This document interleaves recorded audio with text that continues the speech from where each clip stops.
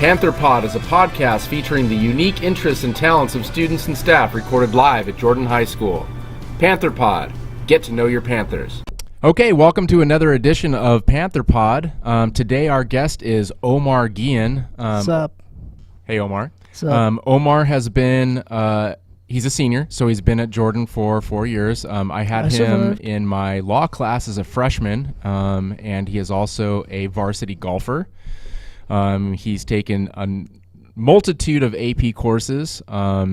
He's a heck of a smart kid, and today we're going to get to know him a little bit better. So, Omar, go ahead and talk a little bit about yourself. We have some questions that we're going to ask Omar so we don't forget what we want to ask him. Go ahead and tell us your age, grade. Obviously, we know you're a senior. Maybe a little bit more about that. Your elementary and middle school, and just a little bit more about yourself. Go ahead. Well, I am 17, as far as I know of. My elementary school was Bret Hart. I actually lived not too far from here, like about a block or two. So you're a neighborhood guy? Yeah. Okay. I've been born and raised here in Long Beach. So I've never lived anywhere else longer than about a week or two. So Omar is a Long Beach native. Go Long Beach. Even though the real natives are the Native Americans, but we'll get into that later, hopefully. Yeah, that'll be another topic. Okay, Omar, go ahead. Yeah, and then I also went to Hughes Middle School for middle school. And yeah. Okay. What do you like about Long Beach? And since you're a local guy, I mean, is it someplace you envision yourself staying? Do you like the community? Tell us a little bit more about how you feel about our Long Beach community. Well, I can't really answer that question because I don't really go out. I don't really go out about town. I don't hang out with my friends very often outside because I'm more of a recluse. I like to just stay inside, or I just go with my family and we eat out a couple times, but I don't really go. So I don't like regularly visit the Pike or go downtown or anywhere like that. So I can't really give you an opinion. But from what I can see, I would like to stay here, but I don't really like the scenery, just because I don't really like just looking at just houses after house. I like more of a natural look.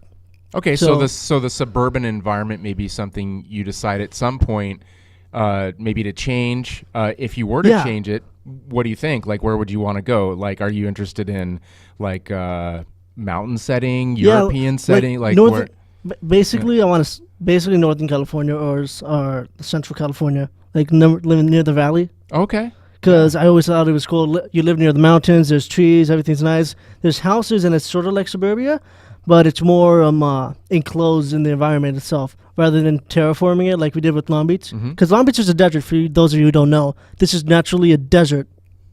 And all the water, most of it comes from the Hoover Dam and other places. So if we were to leave here for about a year, it'll all go back to being like a desert, sort of. Everything would mostly die, for the most part. So it's a great, Omar's a really smart young man, and he knows a lot about a lot of different subjects. So why do you think it is that we built a city like Los Angeles with 9 million people and, basically have to get our water imported for us? I mean, is that something... The highways. The highways what? The reason why... Originally, Los Angeles was a trade city. It was just like a postal city. So people come from the East Coast or wherever, and they come over here, then they go somewhere else. Mm-hmm. It was just like another notch on the belt, so to say. But when Eisenhower built the highways back in like the 50s, he did it himself. Obviously, he not did it himself. Okay, you're a history teacher. I would expect you to know better. I'm giving you a hard time. I would expect you to know better. I'm giving you a hard time. And I'm giving you a hard time. So when Eisenhower facilitated the building of the highways, proceed. What happened is, as if a lot of people know who took U.S. history last year or taking it or will know this year later on, is it created a lot of ghost towns. Okay. Because people would no longer take like Route 66 regularly. Because it'd be kind of inconvenient and it'd take a lot longer. But if they went on the highway, they go like here. They can go from Florida to Long Beach in like 5 days. It'll take them 5 days to go all the way. Okay, so the increase, so it transformed transportation forever. Yeah. Right? It made it more heavily dependent on cars and personal vehicles and transportation. Okay. And one of the stops was Los Angeles, and which is why a lot of people got here, because they came in from the East Coast or from the mountain states, and then they just got to LA and they just decided to stay there. Didn't decide to spread out, and that's why LA is such a huge city, like New York. New York, the reason why it's so big is because a lot of immigrants stayed there. It's not because they had a huge population boom. Well, it kind of is because of all the new people. People went there. Some of them trickled down to the other states and they started to spread out. But a lot of them, it was a lot cheaper and it was a lot safer because they already had a community there to just stay there in their clusters, which is where you get like Chinatown, Little Italy, stuff like that. Okay, Same thing sort of happened with LA.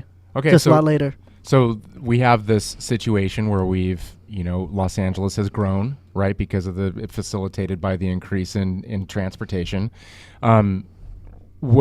Is the reason? Okay, so we have this large population, and from what I'm hearing you say, it's a desert. We import our water. Is that something at some point that can be stopped or planned for, in terms of? Now we have all these people. What if the water runs out? What are we going to do to get these people water and the types of facilities they need in order to keep the population at this level? It's a future problem, right? Because the entire globe is growing in population. How are we going to get resources to the people that need it if we don't pre-plan societies and make sure that the resources are already there? What do you think about that? Well, it's like you said, it's a future problem, and it's a little hard to plan for. Like, for example, let's take Jamestown, Virginia. The first settlement in the colonies. They put the sole proprietor of that. He put it together. He sent the expedition, and he lost all his money because of what happened to the. Wait, was it Jamestown? Yeah, Jamestown. You're right. Jamestown. Yeah, the very first colony. The very first colony, right. And it failed. 1598 was it? Or 1608? In that range. 15th, 16th right, century. Yeah. Doesn't matter. They're all dead now anyway. Okay. Great. So yeah. Very sensitive. It's true. Am I right? No, you're right. Okay. Okay, go ahead. So it failed, and a lot of people point to it that it wasn't really planned very well, because first of all, the main guy he solely funded the whole operation. He paid for the boats, the lumber, the paid workers, and it was all out of his pocket, his own personal wealth. And when it failed, he went bankrupt. And a benefit of that is like a survival of the fittest. Everyone else realized, okay, if I fail, I'm going to lose all my money too. So what happened was a couple of rich people, like a whole group, they'd all share the burden of the cost, and they send other people there, and they would plan a little bit better because they already know a little bit about it because they always have to go there with like the Spanish and the French. So what they would do is they would try to plan for the environment over there, and they would share the cost, send them over there, and they would try to build on the failure of Jamestown. Okay. Yeah, that's good. That's the same kind of approach we have to do. So if there does, we have to plan ahead. Right. But in order to plan ahead, we have to have some scope of the situation. Like we have to have an example to base everything on. For example, the man who first did an expedition in Antarctica, what he did was before he went there, he went through dozens of other locations with his sled dogs and his sleigh, all his supplies, on easier terrain, just to get a feeling for it, and he progressively go harder. And his end goal was, I was going to travel Antarctica by myself, essentially. Okay. So Omar and I have these discussions quite a bit, and we'll just go ahead and go right off the rails on this discussion. And the discussions that Omar and I have are... Who needs safety? Yeah, exactly. And what we talk about is, when we talk about government, and we talk about current government and past governments, Omar's got some very distinct views on conservative and liberal viewpoints and things like that. But what I'm hearing from Omar is when you plan a society, you have to have a government system that includes everybody, a more social kind of way of looking at the way a society builds, a more communal system, because in order to plan a society, you have to have buy-in from the people that live in that society. Very difficult when you have individual actors that are just about themselves, looking out for just themselves, in order to pre-plan something, in my viewpoint. So if there's, Omar, if you have a different viewpoint, because you said it needs to be pre-planned in order to maybe plan for the future. Yeah, you need to have ideas, suggestions. You need people on your side. Okay, so here's an example. You're a homesteader, and you want to maybe build a home in a certain area, maybe in your chosen Central Valley area of California, Northern California. And I come up to you and I say, Omar, you can't build because we need to pre-plan this area and we need to all work together. So I've just taken away your individual right to build on that land for the benefit of the community, which I've heard in our discussions before, you don't quite believe in that. No, that's bull. Okay, so because the way I see it is, if it's good for the community, that's fine, but you can't infringe on someone's personal rights. Because let's say I'm buying the land, okay? Okay. Let's say you've already bought the land. Okay, I've already bought the land. Legally, they can't take it away from me. Well, legally, they can through eminent domain. If we're talking about the government. Which is bull, again. Okay, well, I mean, that's okay. So whether you think it's bull or not, it is the law. So it's the government that's taking my land. Because you said that some people were. Well, you said pre-planning. And usually pre-planning is done by the government. Okay. So the government is trying to take away my land, even though I bought it already. Or they're just telling you that you can't build on it and take resources from the area because we need to pre-plan for the future and make sure that more resources than the area can handle are being taken from it. Does that make sense? Yeah. Okay, so go ahead. So that's more of a complicated situation because you have to weigh, okay, I have my personal right. I bought the land, so I should be able to do what I want with it. But on the other hand, you have the public interest, where if the land is nothing done with it, or it's maximized so we can get the most, give the most bounty without taking too much away from it. Okay. That's very conflicting because you have a personal right where it's more of a political and ideological kind of thing, where it's like, okay, it's my land. Let's say, okay, what if they want to take my business away because they can use it better for something in the society? Now I have no income at all. So not only do I not have the land or a house, I no longer have a business, so I can't buy anything or get money to buy anything. So now I'm screwed. Mm-hmm. Well, which really sucks, but yeah, there's always has to be a balance to everything. You can't take anything to any extreme whatsoever, because if you do that, you truly are stupid. If you think that you can only do one extreme or the other in the most extreme circumstances in any given situation.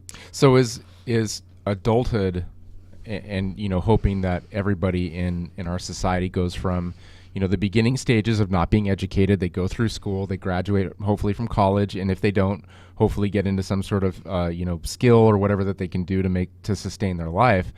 But then is the hope that maybe extreme views that somebody holds maybe when they're younger, as they learn, their views get moderated and then incorporate views from all different points to mitigate this fact. You own the land. You should be able to develop it the way that you want to. However, yes, we do have other people in society, so some middle point needs to be reached. Am I?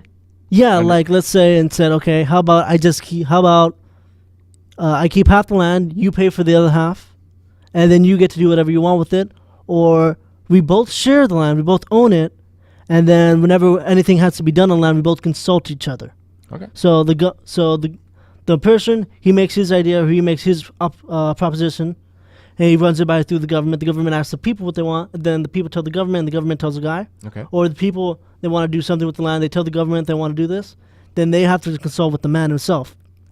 And there has to be like some way, like a sort of check and balance to make sure that the guy can't say no just automatically. There has to be he has to give legitimate reasons, and there has to be like a process to go through it. Like if it meets certain things, they can't ask the other one, because they can't ask something like, oh, we want to give all your land, and we want to take all your land, and you have to pay us for it. Okay, so I mean, kind of like, I'm going to not summarize what you're saying, but try to interpret it in my own way. Contracts. Yeah. Right, making sure that there's a contract and people abide by it. And both parties have to agree to the terms of the contract. Great. It's like you're doing any job, mm-hmm, for the city or for a company. Mm-hmm. You make a contract. I'm going to do this. You're going to pay me this much, and there's these other terms on the side of what I have to do and what I cannot do, and that's it. Ironclad contracts.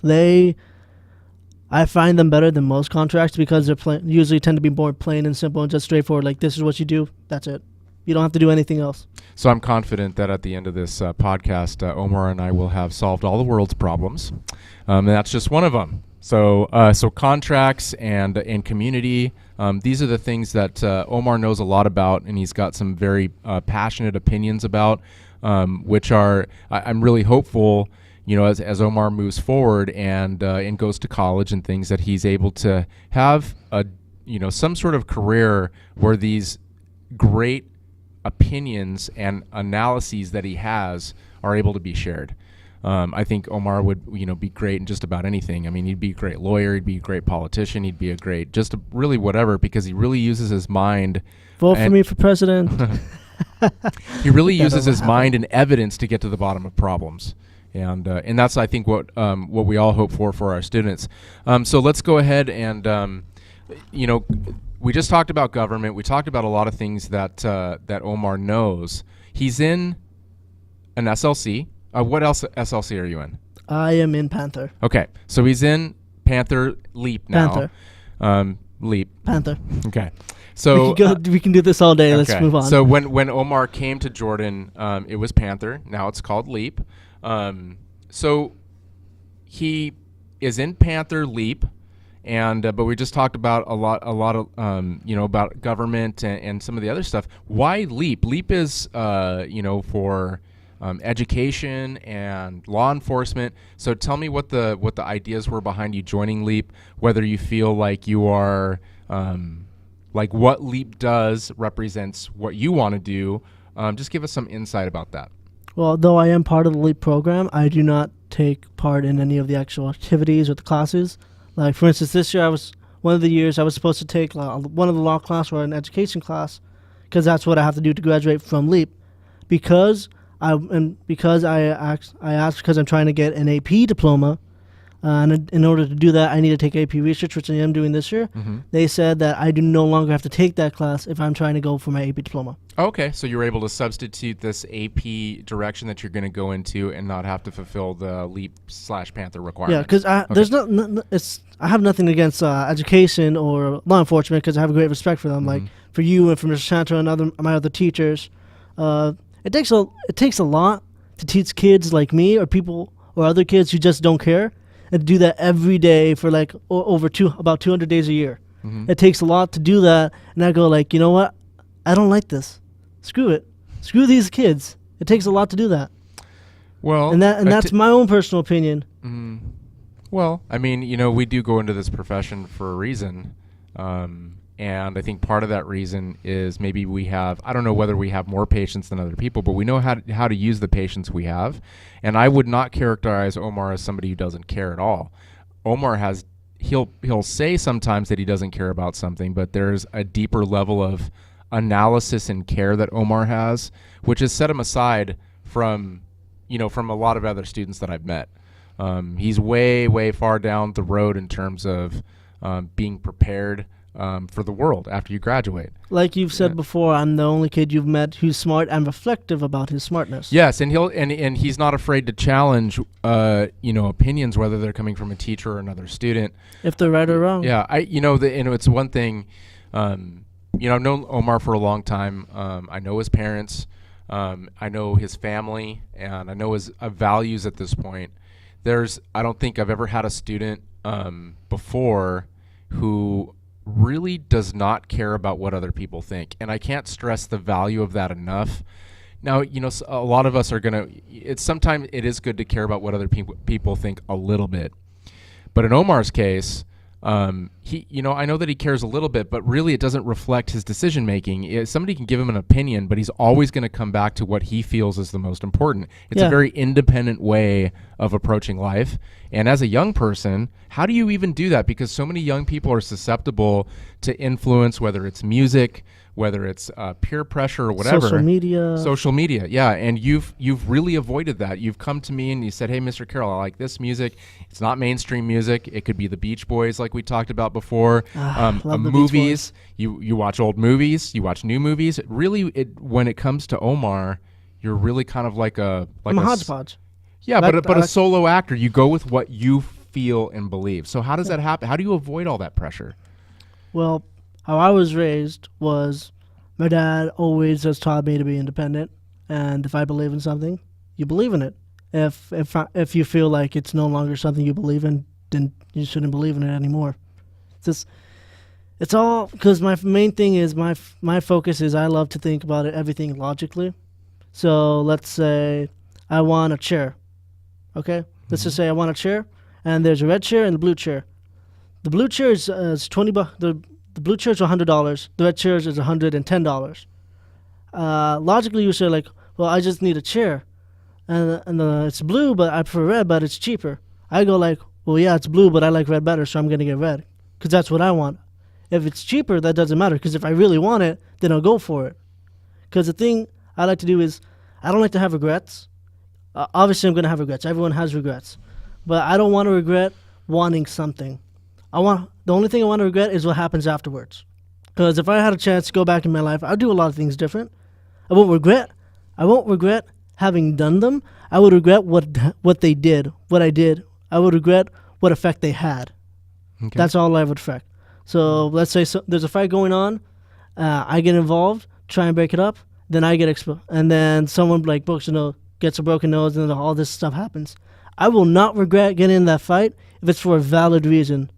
If it's for trying to help someone, trying to put someone in their place, just something that a person should do morally, Okay. I regret that. Well, let's take. I think that we can use other better examples than fighting, but the principle is important.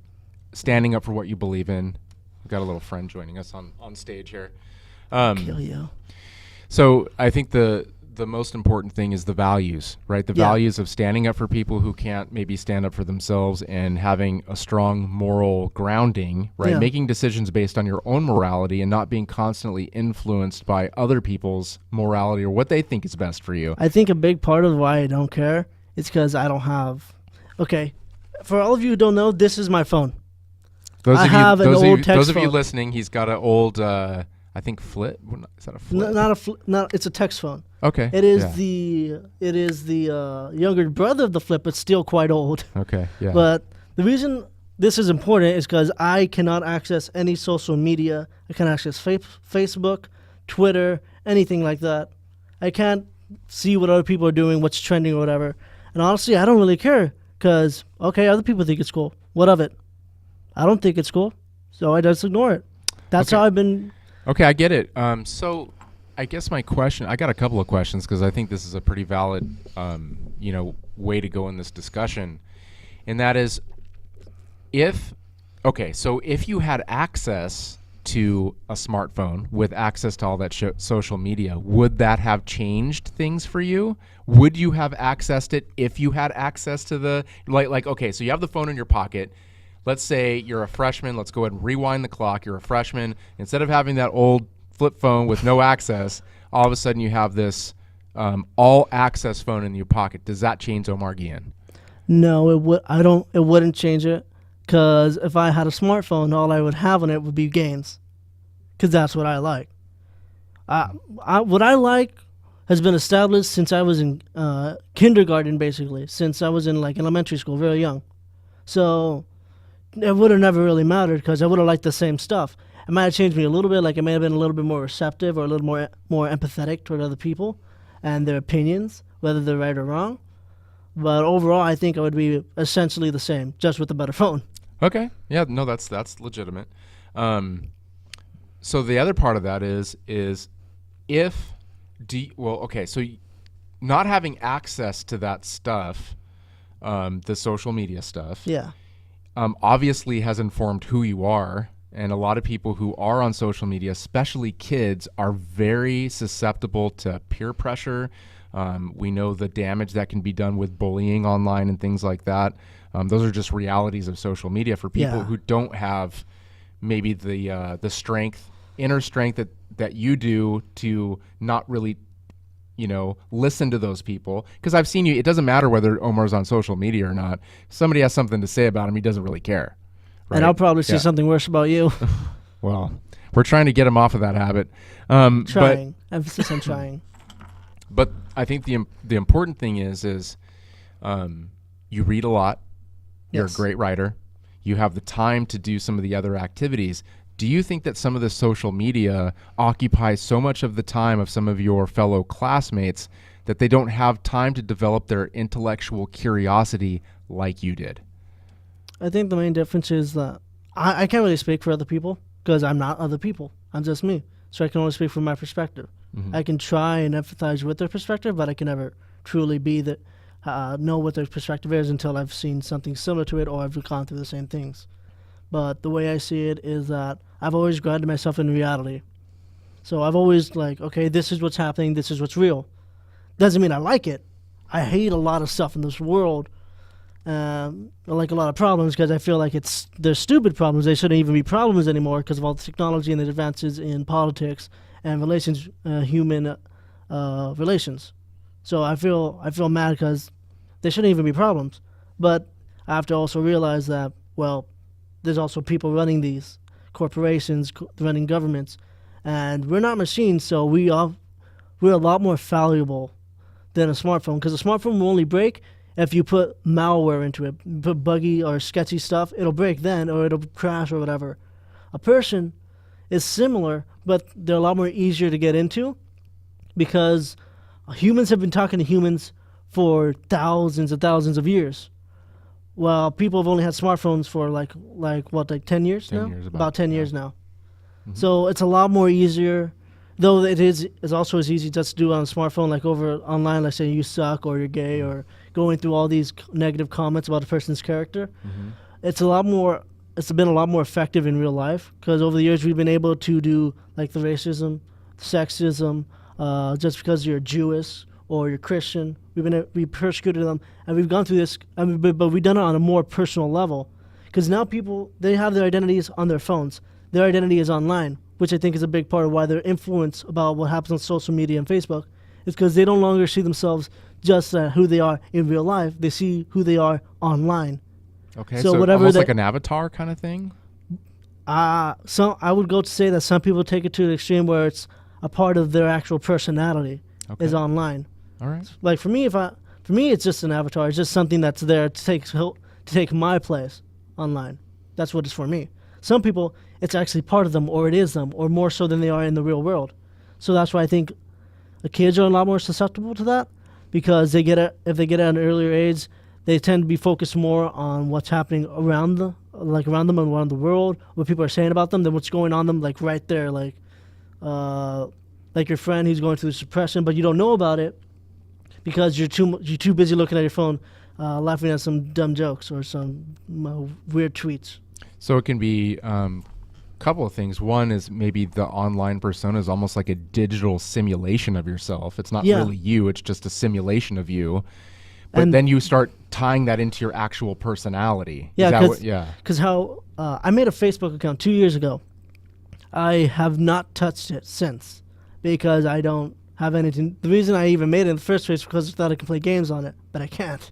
Okay, so its functionality doesn't work with you. Yeah. Okay. That's the whole point. Yeah. So if I don't feel like it's something I need, or if it's something I don't want, and it's something I don't need, then why is it there for me? Exactly. Why should I use it? And you're not missing anything, trust me. Yeah. I mean, I'm obviously missing something because though it is bad that a lot of people don't like that Trump is the president, if you do read some of his tweets, they are, just by themselves, they are kind of funny sometimes.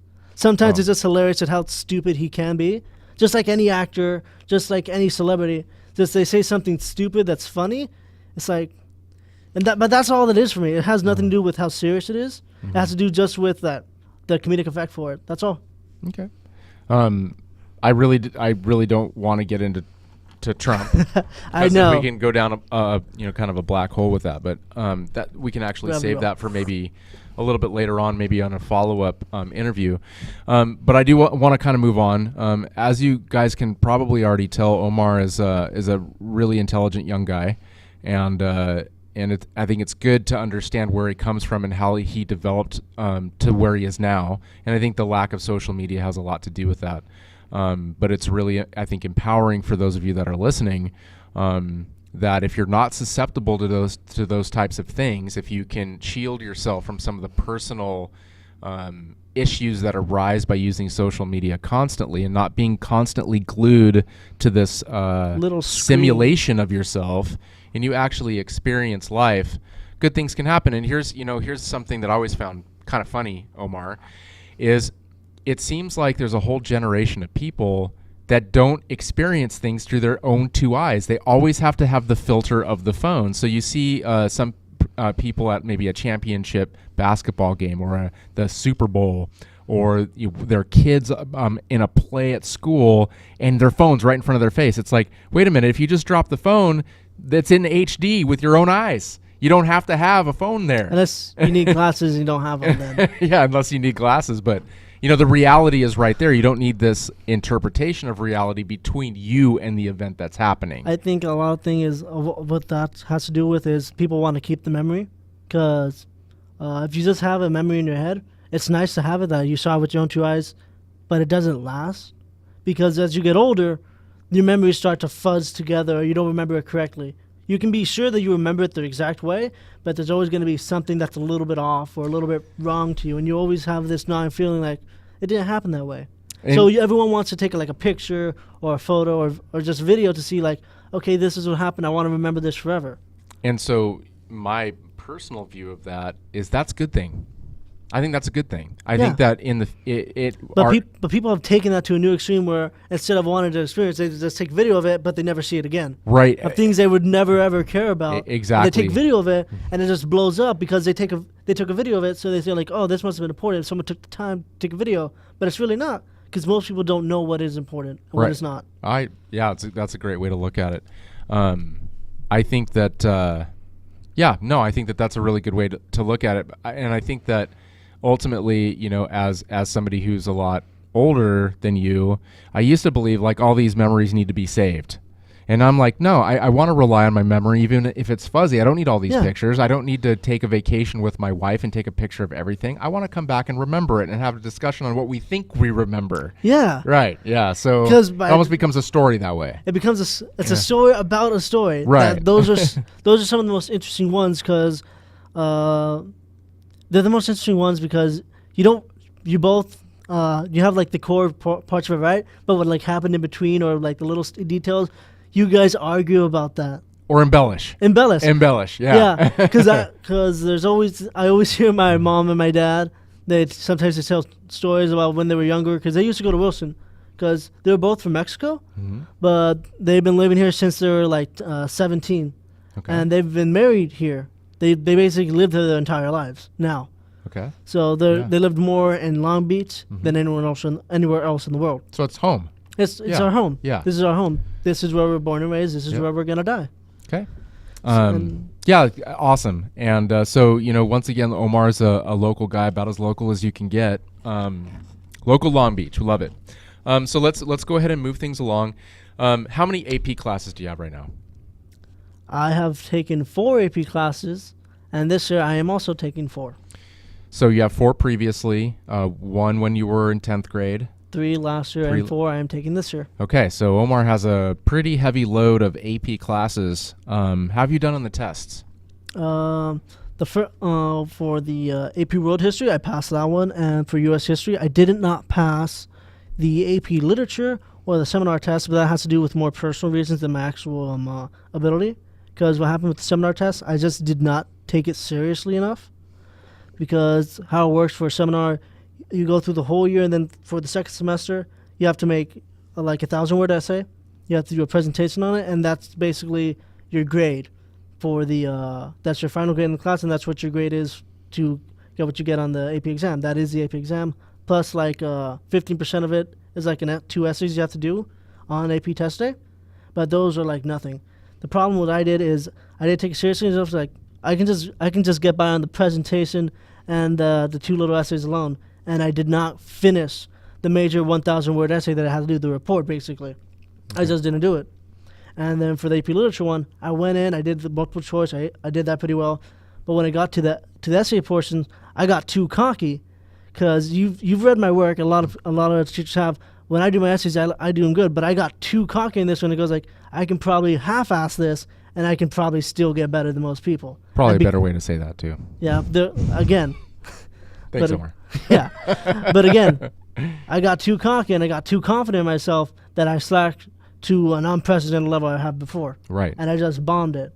So what Omar is talking about is he's got a pretty good self-efficacy. He knows what he knows. I mean, that's probably kind of a silly way to put it, but I know what I know and I feel what I feel. To take the words out of John, Little John.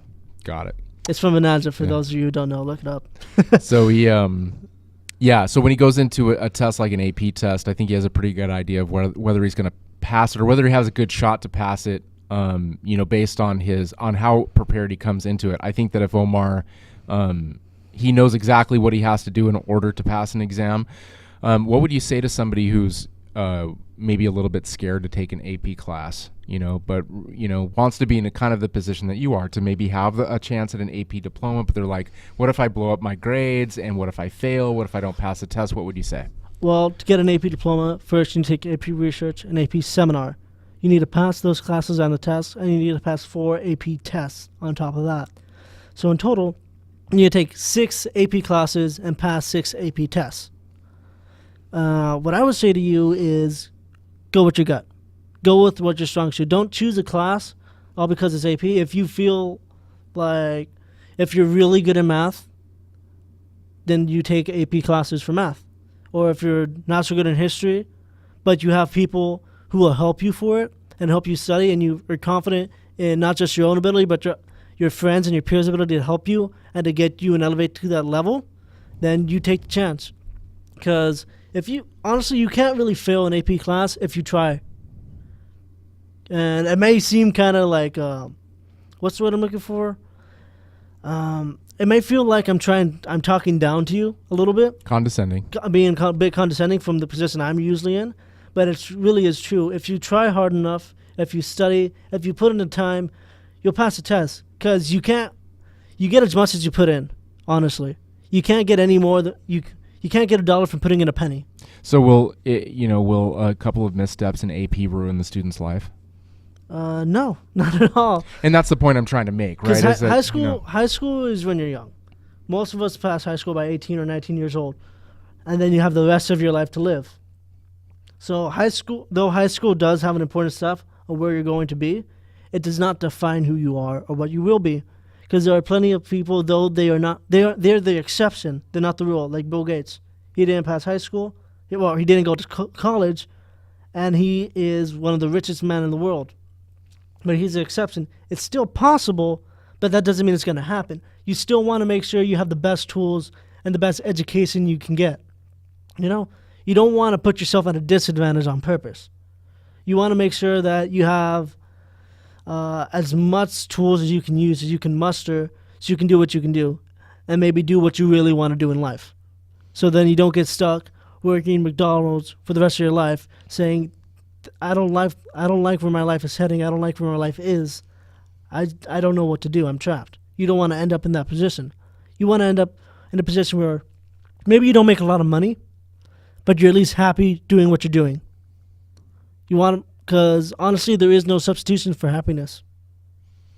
I really like that message. I like it a lot, and I think it's a message of, you gotta take some chances, but you gotta have a lot of tools in your toolbox going forward. And the more, this is one thing that goes back to Omar's kind of mentality is he's good at a lot of stuff. I mean, he's good at academic stuff. He's a varsity golfer. He also has a lot of broad interests, his musical interests. He can sing. I mean, he's a great singer. There's a lot of different. I played that down a little bit. Yeah. Well, I mean, I've heard him sing. He's pretty good. But that's the whole thing, is being as broad based as possible. Yeah. So you want to be a Renaissance man. Yeah, exactly. And he's got that down. So let's go ahead and get to a couple of more questions, because I want to kind of make sure that we cover all of our bases, and we're getting close to our end point here. So where do you want to go to college? I want to go to Cal State Long Beach. What do you want to study? I have no idea what I'm going to study, because like you said, I have a problem with having a lot of interest in life, is that you have no idea which one you want to pursue as an actual career. Because what you pursue as a career, that will define you. Because you're going to spend to get a career, most of the time you're going to spend like 10 years in college, 8 to 10 years, at minimum, to get a master's so you can do a career that you want to do. And then if you find out halfway through college that this is not something I want to do, you have to restart over again. And you can do that like maybe once or twice, but after the third time, you have to kind of stick with it, because you're running out of time. Because in that time you're probably still working like a low wage job, or like working on the side. And you have to pay for not only the fees to get to your job and back, you have to pay for your own food, you have to pay for college. And though there are grants and federal aid, a lot of people don't utilize as much as they could. And there's a lot of money you have to spend still. and that includes books, meals, studying. Just a lot. There's a lot of aspects you have to consider, and that's what's so important about college is you don't have to know exactly right away what you want to do, but you don't want to dawdle like, okay, I'll just do whatever I feel like, and hopefully it'll come to. You don't want to do that, because if you do that, you're going to be stuck in college forever, or you're going to drop out and you're going to have a dead-end job. So, like, legit, what you want to do is get in there, experience a bunch of stuff in your first couple of years, because you have to do general education classes anyway. And like in your first 2 years, you want to take a wide range of different subjects, and whatever seems the most interesting that you're good at, you want to pursue that. So hopefully after 2 years, you have a really good idea of maybe what you want to major and minor in. Yeah. And then you just kind of start going in that direction. Or double major. Yeah. Because the main reason why I want to go to Cal State is because my brother goes there for the engineering program. And right now he's double majoring in mechanical and aerospace engineering. And I have a lot of respect for that because not only is he doing a double major, he's also working a part-time job. And that's really hard to do because he has to wake up. He wakes up about 7, 8 o'clock sometimes, so he can take me to school. He goes back. Sometimes he goes to sleep. Sometimes he finishes his homework. Then he goes to work. He goes to work about 12. From there, he's at like 12 to 6 or like 8. And then from there, he goes to school, and he doesn't come back till the next morning. And then he has to get up again. And I have a lot of respect for that because he has to do so many things. He has so many responsibilities and goals and accomplishments that he has to do like every single day. And I want to be able to see myself that I don't want to do that, but I want to get to a point where I can do that if I have to. Right. It's not something you want to do. You don't want to work yourself to the bone. You don't want to be tired every day, like almost sleep deprived. But better to do it when you have the energy in your 20s than be forced to do it in your 30s or 40s because you did dawdle or something else, right? Yeah.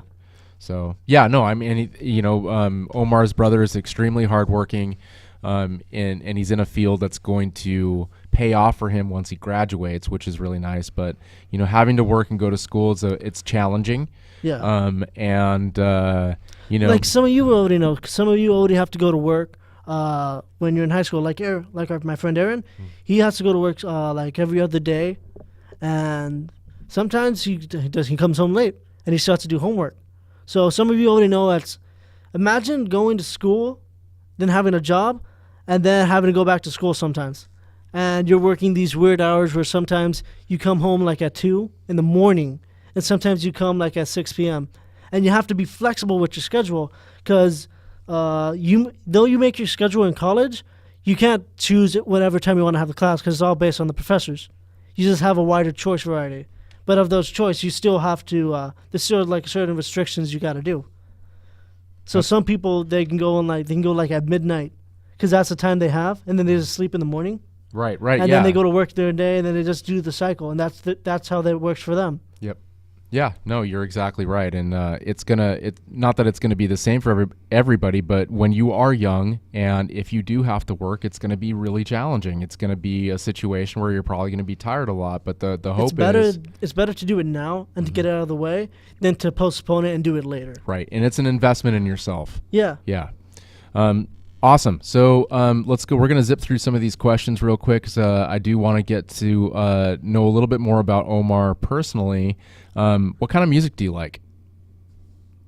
I like any kind of music, honestly.